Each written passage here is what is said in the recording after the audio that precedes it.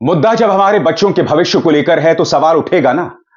मुद्दा जब एक परीक्षा में अनियमितता को लेकर होगा, उसमें घपले को लेकर होगा तो मुद्दा उठेगा ना। मुद्दा अगर 24 लाख छात्रों के भविष्य को लेकर होगा तो वो मुद्दा उठेगा।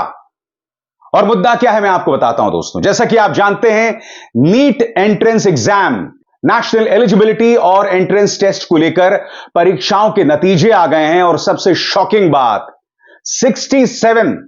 67 छात्रों ने टॉप किया है। और सबसे दिलचस्प बात, एक ही परीक्षा केंद्र से 6 लोगों ने टॉप किया है।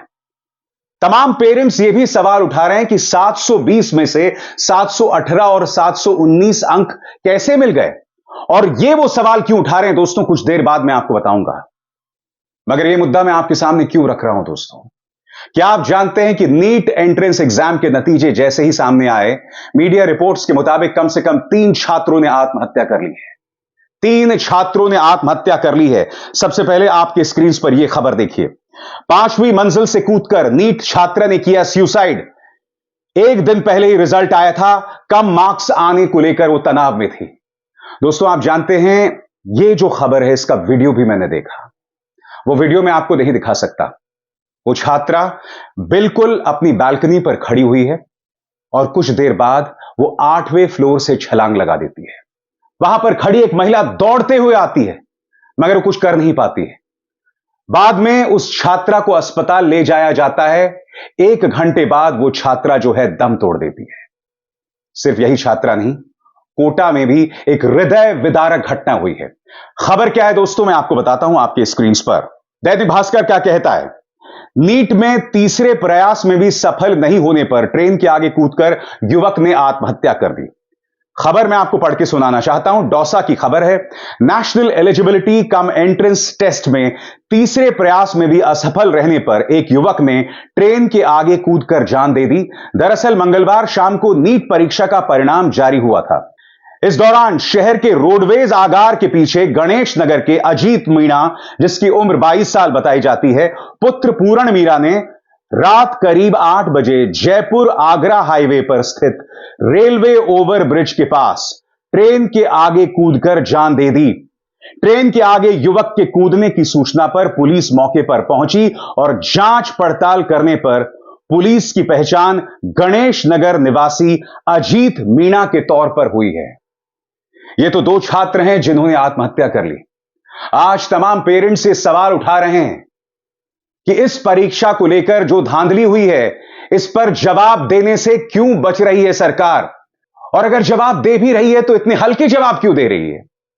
मैं जानता हूं दोस्तों, यह एक ऐसी खबर है जिसके बारे में कई लोग नहीं जानते हैं, इसीलिए बहुत सरल अंदाज में यह मामला क्या है, तमाम जो मां बाप हैं वो सवाल क्या उठा रहे हैं, किस तरह से मामला अब सुप्रीम कोर्ट पहुंचा है, ये तमाम मामले बहुत ही सरल अंदाज में मैं आपके सामने रख रहा हूं दोस्तों।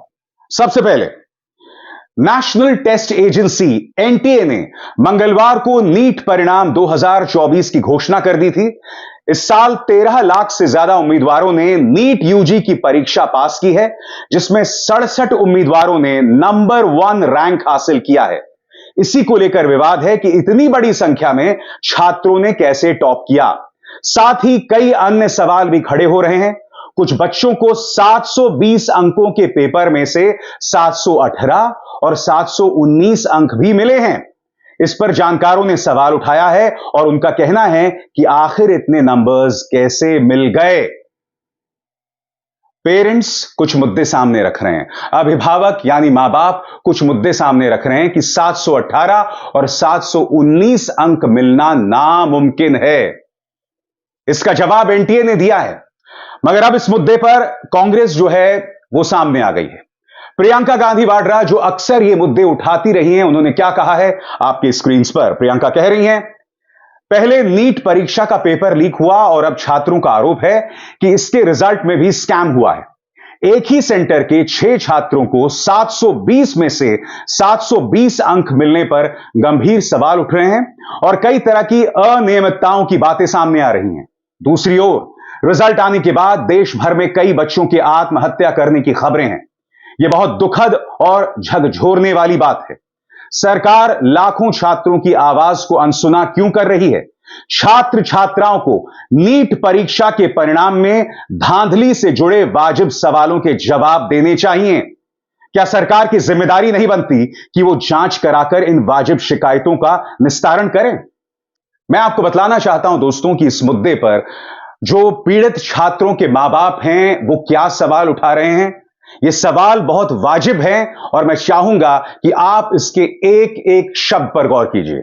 सवाल यह उठाया जा रहा है, नीट यूजी परीक्षा में 67 छात्रों ने टॉप किया। कई छात्रों को 718 और 719 अंक मिले। इसका पेपर 720 अंकों का होता है और ऐसे में हर सवाल पर यहां 4 अंक मिलते हैं। सही जवाब देने पर 4 अंक मिलते हैं और गलत जवाब देने पर 1 अंक की नेगेटिव मार्किंग होती है, यानी कि 1 नंबर कम कर दिया जाता है। ऐसे में यदि कोई सभी सवाल सही करता है तो उसे 720 अंक मिलते हैं। कोई एक सवाल छोड़ता है तो उसे 716 अंक मिलते हैं और एक सवाल का अगर किसी ने गलत जवाब दे दिया तो उसे 715 अंक मिलते हैं। ऐसे में सवाल उठ रहा है कि भाई ये 718 और 719 अंक कैसे मिल रहे हैं? यानी कि अगर नेगेटिव मार्किंग हुई तो आपको 715 नंबर मिलेंगे, 718 और 719 क्यों? इस मुद्दे को लेकर कांग्रेस 4 अहम सवाल उठा रही है जो हर विपक्षी दल को करना भी चाहिए। सुनिए रणदीप सुरजेवाला दरअसल क्या सवाल पूछ रहे हैं। पहला सवाल, 67 बच्चों ने नीट टॉप किया है। 67 बच्चों के 720 में से 720 नंबर आए, ये कैसे हो सकता है? देखिए पिछले सालों में क्या हुआ। 2019 में एक टॉपर था, 2020 में एक टॉपर था, 2021 में 3 टॉपर थे, 2022 में एक टॉपर था, 2023 में 2 टॉपर थे और 2024 में 67 टॉपर। ये अपने आप में असंभव लगता है क्योंकि नीट पेपर में तो नेगेटिव मार्किंग भी है। अब सवाल ये है कि ये संयोग है या प्रयोग। दूसरा सवाल, क्या ऐसा हो सकता है कि 67 में से 44 टॉपर ऐसे हैं जो ग्रेस मार्क्स के आधार पर हैं, यानी उनके सवाल का जवाब ही गलत था। एटम्स को लेकर जो सवाल आया उसमें पहले ऑप्शन 1 सही बताया गया, फिर ऑप्शन 1 और ऑप्शन 2 दोनों सही बताए गए। 44 बच्चों को ग्रेस मार्क्स दे दिए गए और उनको 720 में से 720 नंबर मिले। अब सवाल यह है कि क्या ग्रेस मार्क्स के आधार पर अब नीट एग्जाम के टॉपर्स का निर्णय होगा?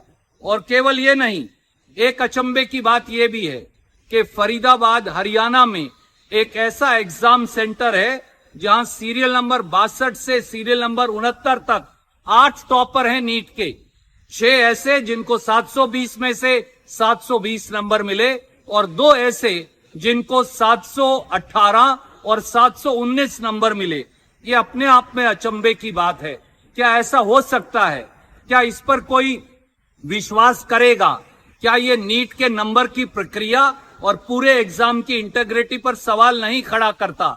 चौथी बात, ये भी कहा गया एनटीए के द्वारा कि फरीदाबाद के इस एग्जाम सेंटर में गलत पेपर बांट दिया गया, इसलिए 45 मिनट नष्ट हो गए, इसलिए नॉर्मलाइजेशन के आधार पर ग्रेस मार्क्स दिए गए। अब सवाल यह है कि ना तो नीट एग्जाम का ब्राउचर, ना एनटीए की इंस्ट्रक्शन, ना मोदी सरकार की इंस्ट्रक्शन ऐसा कहती कि इस प्रकार से ग्रेस मार्क्स दिए जा सकते हैं, वो भी तब जब उन ग्रेस मार्क्स या नॉर्मलाइजेशन के आधार पर नीट एग्जाम के टॉपर्स का फैसला हो रहा है। ये अपने आप में अचंभित करने वाला भी है और पूरी प्रक्रिया पर सवाल भी खड़ा करता है। मैं आपको बता दूं इस मुद्दे पर एनटीए का भी जवाब आ गया है जिसने इन टेस्ट्स को कंडक्ट किया है। एनटीए क्या कह रहा है आपकी स्क्रीन पर। एनटीए ने कहा है कि जब ये एग्जाम हुआ था तब कुछ बच्चों को देर से पेपर मिला था और इसकी वजह से ग्रेस मार्क्स दिए गए हैं। ग्रेस मार्क्स की वजह से ही यह फर्क दिख रहा है। कई जगहों पर परीक्षा में समय की बर्बादी हुई थी और कुछ जगह पर 20 मिनट तक देरी से पेपर मिले थे, जिसकी शिकायत बच्चों ने एनटीए को कर दी थी और उसके बाद यहां पर ग्रेस मार्क्स दिए गए।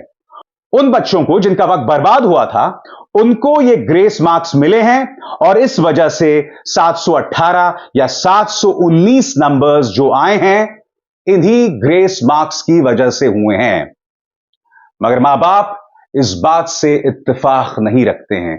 वो लगातार सवाल उठा रहे हैं कि यह संभव ही नहीं है। बड़ा सवाल, आखिर एनटीए सामने बैठकर इन सवालों के जवाब क्यों नहीं देती? रविवार को प्रधानमंत्री नरेंद्र मोदी पद और गोपनीयता की शपथ लेंगे।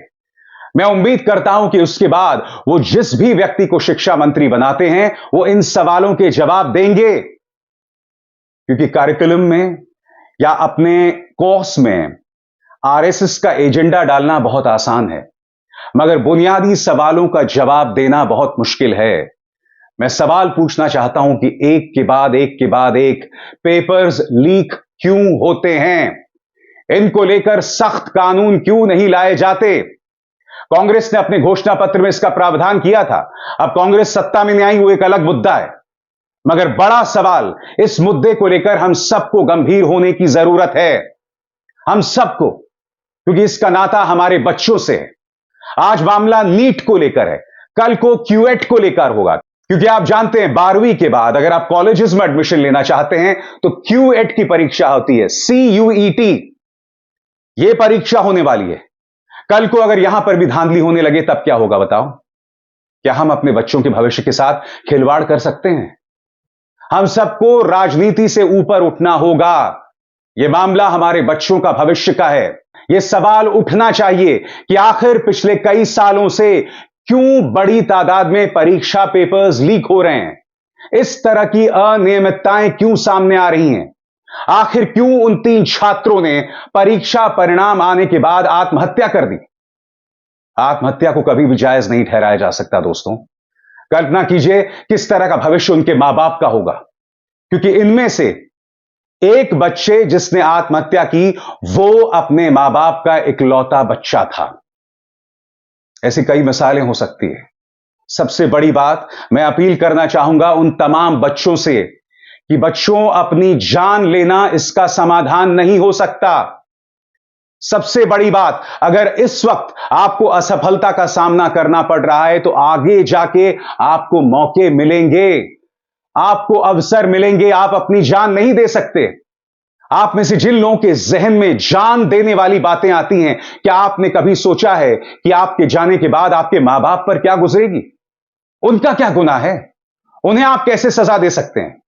मेरी अपील उन तमाम छात्रों से और उन मां बाप से, अगर परीक्षा में परिणाम ठीक नहीं आए तो अपने बच्चों की काउंसलिंग कीजिए। कई ऐसी ढेरों मिसाल आई हैं दोस्तों, जहां एक बच्चे ने गलत रिजल्ट देख लिया और बाद में उसने अपनी जान दे दी, और फिर जब नतीजा आया तो पता चला कि उसे 90% से ऊपर मिले थे। इस तरह के दबाव से हमारे बच्चे गुजरते हैं। कभी कभी हमारे मां बाप सहयोग नहीं देते हैं। हमारे मां बाप चाहते हैं कि आप टॉप करो, हमारे मां बाप चाहते हैं कि आप हर परीक्षा को पास करो, मगर बहुत जरूरी हो जाता है कि अगर हमारा बच्चा असफलता का सामना करे, नाकामी का सामना करे, तो प्लीज उसका साथ दीजिए। आपने और हमने अपने बच्चे को बड़ा करते देखा है, उसकी हम परवरिश करते हैं। इसीलिए मेरी आप सबसे अपील कि इस सबसे मुश्किल लम्हे पर उसका साथ दीजिए। आप और हम बतौर मां बाप अपनी जिम्मेदारी से नहीं बच सकते। नीट की परीक्षा हमारे बच्चे दे रहे हैं, मगर सही मायने में यह परीक्षा मां बाप की भी है कि जो बच्चे नाकाम हो जाएं, आप उन्हें राह दिखाएं। बतौर मां बाप, बतौर पिता, मैं इस जिम्मेदारी को निभाने की पूरी कोशिश कर रहा हूं। मैं उम्मीद करता हूं हम सब यही करेंगे।